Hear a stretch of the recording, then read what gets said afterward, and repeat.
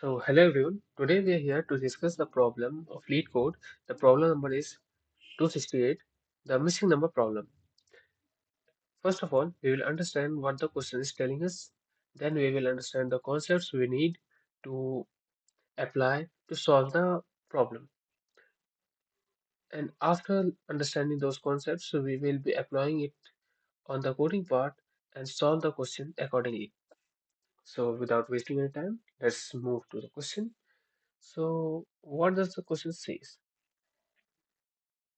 The question says, given an array nums containing n distinct elements in the range 0 to n, return only the number in the range that is missing from the array. So the question says, we are getting an input of array, and that array contains numeric data types which are integer. And how many integers are there in the array? The length of array is also mentioned, and distinct elements.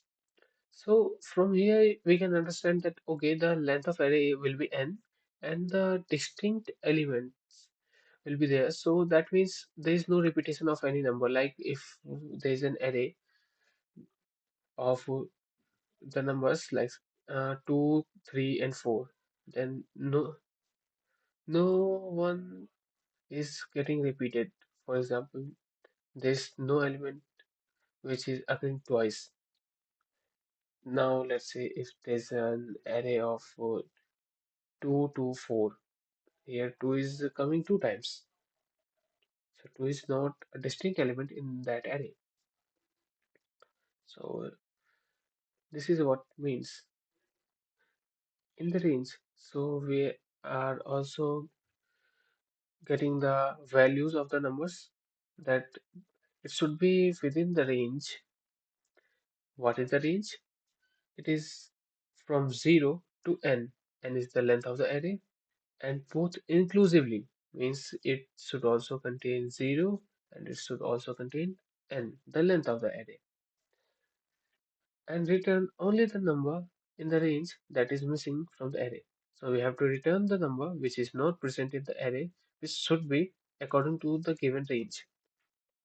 So now, before we move to the examples, let's understand it in a broader way. So here I'll just remove it. Okay, so here we have been given an array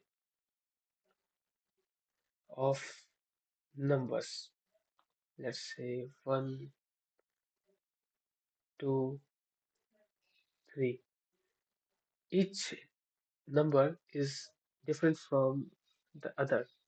There is no repetition of any number.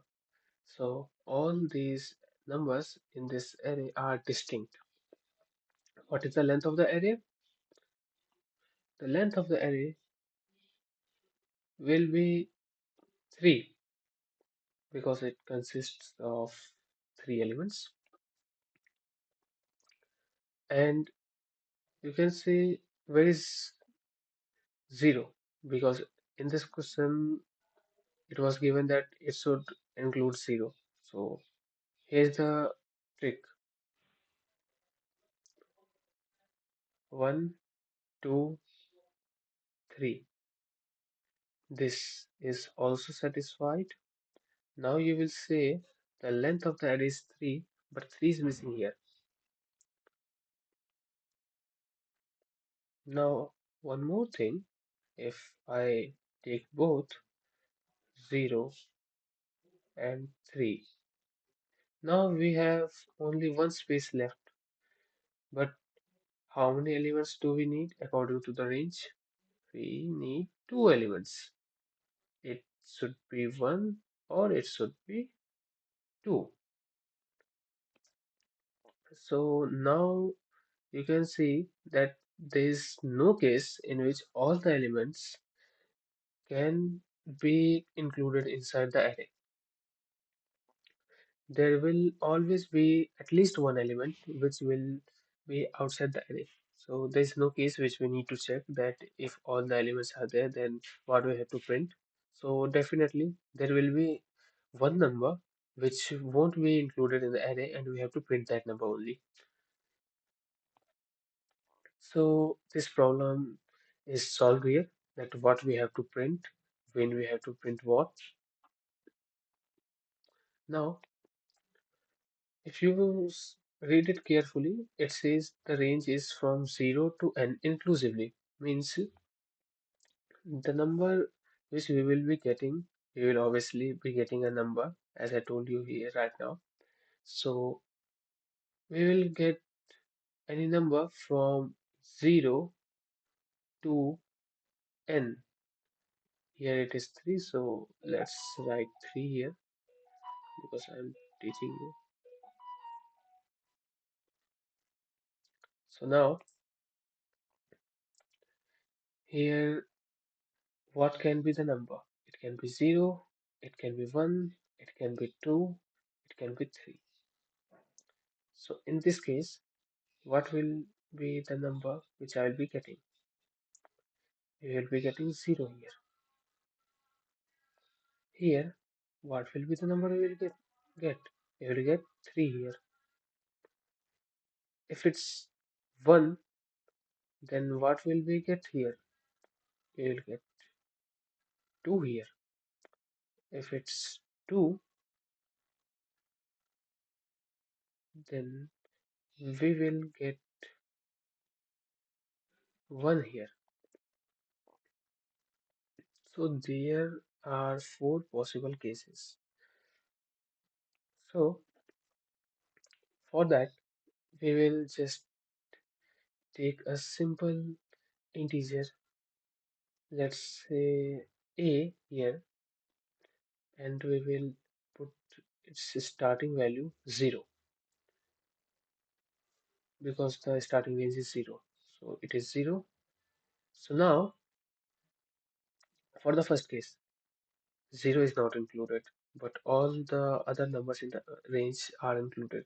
So the answer will be 0. So we have 0 in that. Now in the second case, we have 0. So what we will do? If we have 0, we will just increment the value and make it 1. In this case, 0 is there. Sorry, in this case, where we have 0, we have 0, we have 2, and we have 3. In this case, there are these 4 cases. Now, so in this case, this variable will be upgraded to 1, and now it will give us 1. So these 2 cases are fulfilled. Now, if the variable is compared here, 0 is also there, so we will increment it by 1. 1 is also there, so now we will do the same operation again, and we will increment it again, and then it will become 2. So if it is 2, then this condition is fulfilled and we will get 2 here. And same goes for the next one. If 2 is also present in this case, then we will increment it again and we will get 3 here.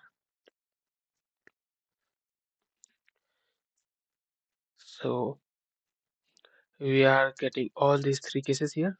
But one more thing which might come to your mind, that what if 3 is also there? So it is not actually possible, because this is what I just told you here. It is not possible to include all the numbers in that range. So this is why I have told you this before getting to the question here. And we have to perform this operation multiple times until we reach the end of the array.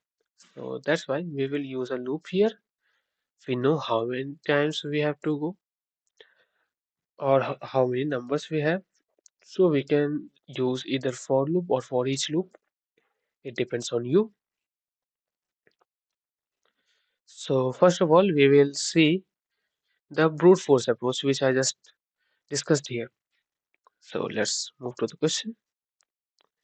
Here there is the example 1. If the input is 3, 0, and 1, what is missing here from 0 to 3? The length of the array is 3, so the range will become 0 to 3 inclusively. 0 is there, 1 is there, 2 is not there, 3 is there. So it will print 2, as I told you before. Here's the explanation. N is equal to 3. Since there are 3 numbers, so all the numbers in the range 0 to 3 inclusively should be there. 2 is a missing number in the range since it does not appear in the nums array. Example 2.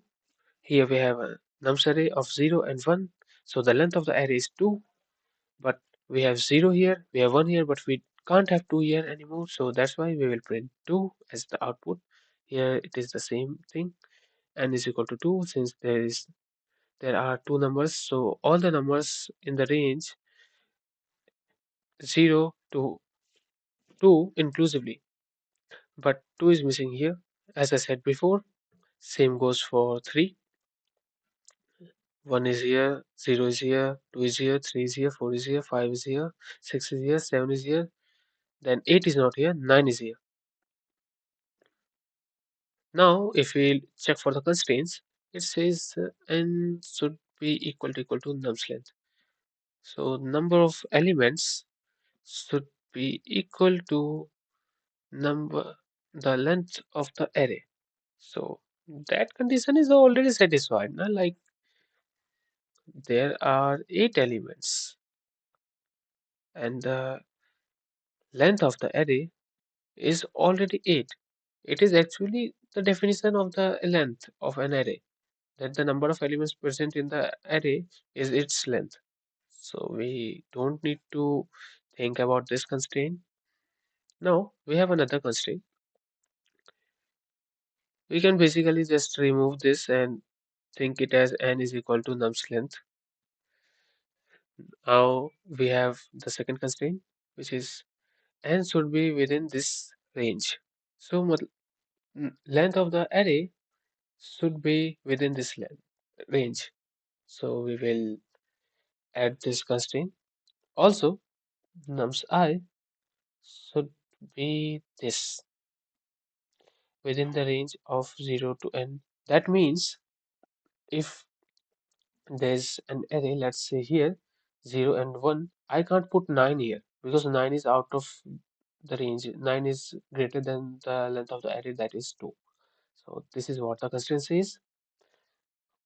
I don't check for this constraint also because here if I just check it, let's say return 0, I'm just returning anything and adding a customized test case for it.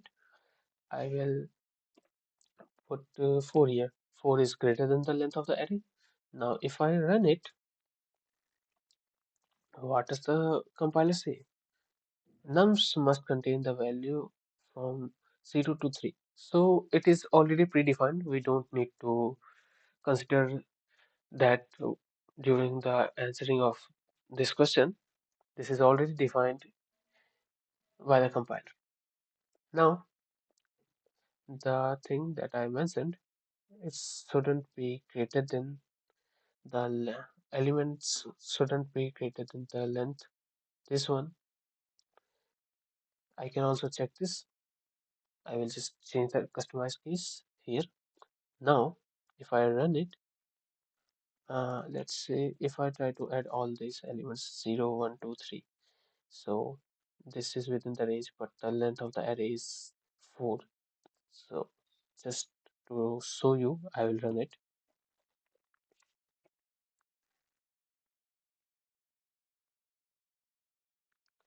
So here's the customized test case. So here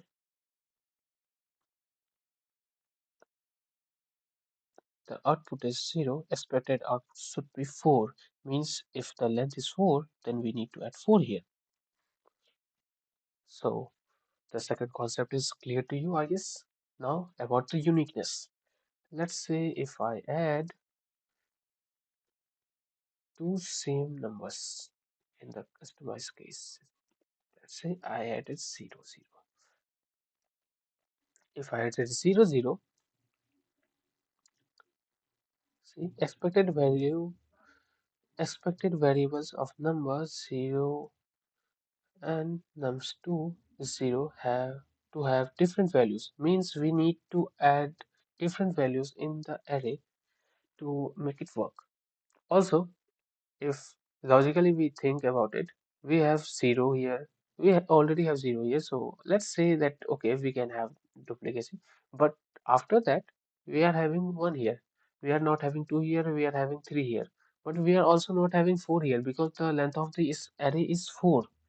So in that particular case, if we allow the repetition, then we have to print both 2 and 4. But the return type is integer, not an array. So if you think logically, this is also not a valid test case. So I hope I have discussed all the constraints here. Now we will move to the coding part. Let me just remove it. So first of all, as I mentioned here, I will take a variable to store the answer. This is the brute force actually. So first of all, I will just tell you the brute force approach, and after that I will move to another approach. So first I will initialize it with 0. After that I will check. Okay, I guess I forget this constraint here. Wait, let me just add the constraint. If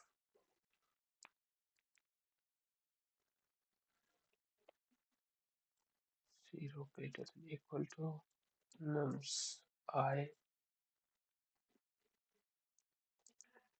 and nums I is greater than equal to 10 is basically nums length. I'll just write nums length here. Okay, so this is the constraint which we need, and here's another constraint. Oh, sorry, this constraint is already fulfilled by the compiler, so we don't need to add it. We need to add this one now. So here I will just move this nums length, and the nums length shall be. Now there are three ways to write 10 to the power something. So if you don't know, we can just simply write it like 1 and the number of zeros 1, 2, 3, 4, or there's another way which is using the math.power. It is math.power. We don't have anything here except for 10 raised to power n, so we will put 1 here. No, sorry, we'll put 10 here and 4. So 10 raised to power 4 will become this, or we have a third way to write it, that is here what is multiplied with 10 raised to power 4? Nothing. So nothing is multiplied here means I can multiply it with 1. So I'll write 1 for 10 raised to power n. I can write en, where belongs to 10 raised to power. So I will write e here, and for n I will write 4 here. This is also a way to write the code for 10 raised to power n. So now I want this condition to be true. If it is not true, then the code should not be executing any further. So here I will add a not case that if this condition is not valid, the condition inside this if block will be true and the code inside the if block will be executed, and I will just return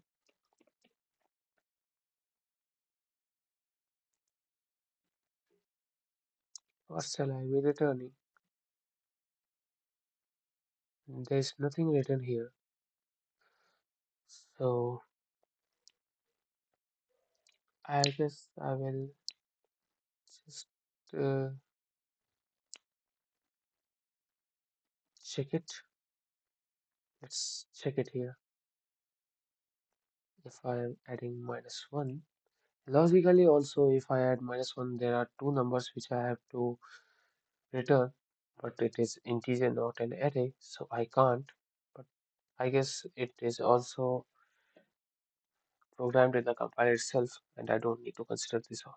So, yeah, as I said before, I don't need to consider it. So I will just remove the constraint part here. So all these constraints are already mentioned logically, and we don't need to apply it here. So now, first we are implementing the brute force. So I will apply the for loop for int I equal to 0, initialize with the range 0. After that, what is the ending range? The ending range is the length of the number array.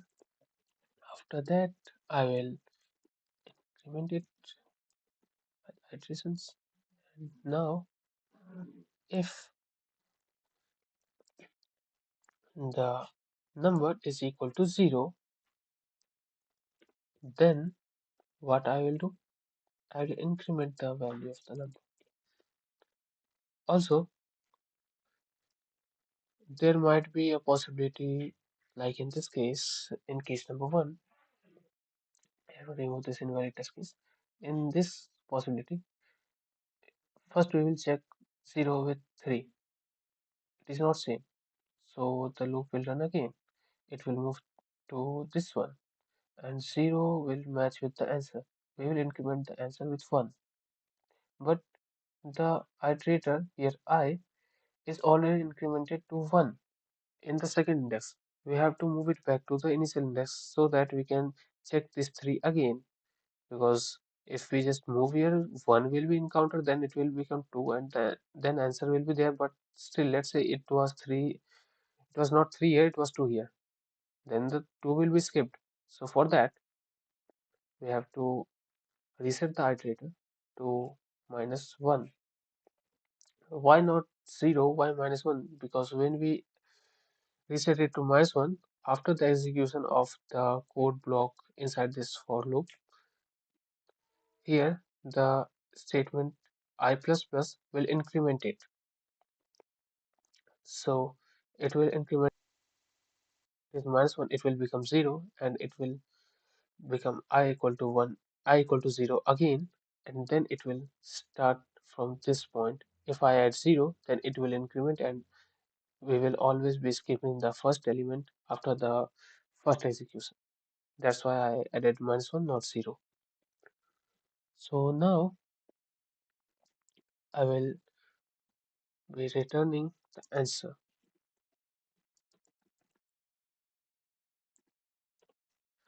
because as I told you before, if everything is fine, it will print the last number, the n, or if 0 is not included, it will print the 0, and all the other test cases which I mentioned here, these four test cases in this example. So let's check our brute force is working or not. It is not working. Output is 1. The output should be 2. So what is the problem here? Let's see. Here everything looks fine. Oh, here we have just checked answers as 0. We have to check it for the iterations now. You have to check for the number in the array now, not 0. So now let's try again. See, all the test cases are passed. So let's check it.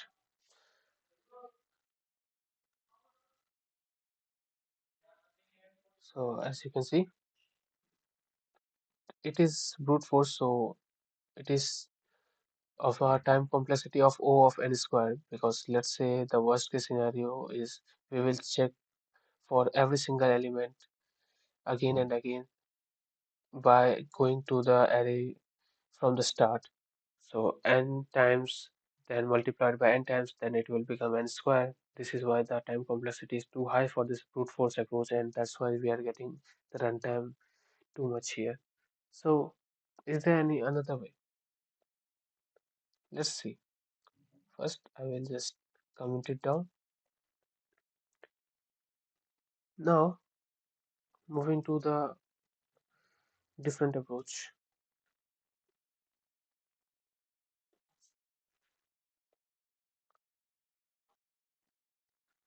Here, if I tell you that in this question, we have been given a range of natural numbers from 1 to n, from 0 to n, even from the whole numbers. 0 plus anything is that thing only, like 0 plus n is also n. So we can just exclude 0 for now. Then it will give the sum of first n natural numbers. So what is the formula of first n natural numbers? It is n multiplied by n plus 1 divided by 2.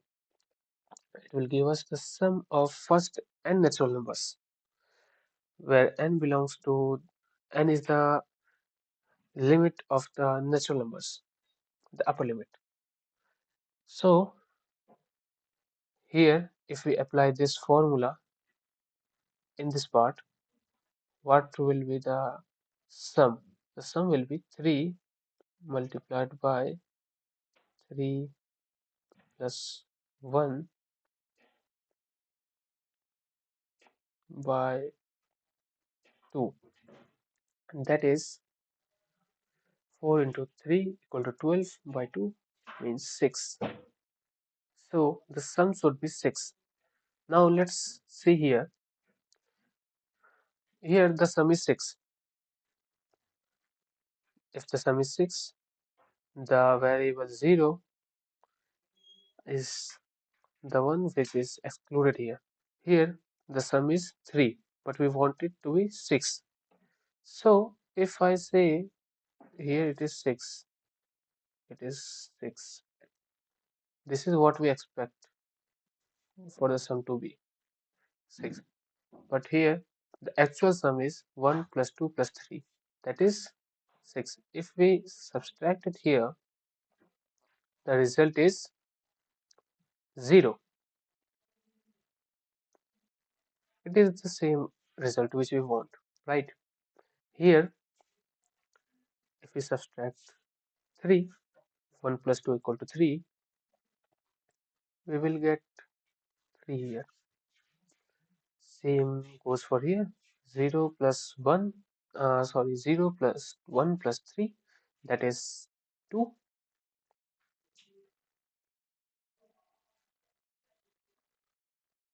1 plus 3, that is 4. Sorry. So 6 minus 4, that is 2. Here 6 minus 2 plus 3, that is 5. So 6 minus 5 is equal to 1. So here you can see the answer is same. And here we are preventing the compiler to run the code again and again and iterate in the array n times for every element to be checked. So let's apply this logic. So what we have to do here, if you want to take a screenshot, you can, or if you don't understand anything, just pause the video and understand it. So let's move back to the question. Here, uh, I need two variables. One for the value of the sum which is actually present in the array, and one should be the sum that I expect, the sum of n natural numbers. So first of all, let's name an element sum, and here it will be the sum of first n natural numbers. So I'll write the formula which I just told you for nums n plus 1 divided by 2. So this will give us sum of n natural numbers here. Now I want the actual sum of the elements present in the array. So for that I have to take another variable which is, let's say, answer or result. So initially I will give the value it a value of 0 to it. Now I will use a for each loop. We can also use the for loop here, but I'm just using for each loop. It's up to you. You can implement the same thing here. I'm just using the for each loop here for now. Now nums I nums sorry. So here I will just add the numbers one by one in this actual sum, the result. So result plus equal to I. It will iterate. First it will sum up 3 here. The result will become 3. Then it will sum up 0. It will remain 3. Then it will sum up 1. Then it will become 4. So the actual sum will become 4 when the code inside this loop will be executed completely. After that, what I have to do, I have to check the difference that I told you here, the difference. So the difference between the sum and the result that we got will be our answer. So let me just remove it as it gets saved every time whenever you submit the code. So here, if I run it, there's an error here. What is the error? The nums length. Okay, here I forgot to add 2 here. Now it is again giving. Oh, I forgot to add multiply here. Don't do these mistakes like I did. Okay, so here all these test cases are passed. As you can see, runtime is 0 milliseconds, less than this one, which was 263, and 7 milliseconds was the runtime. So now, if I submit it,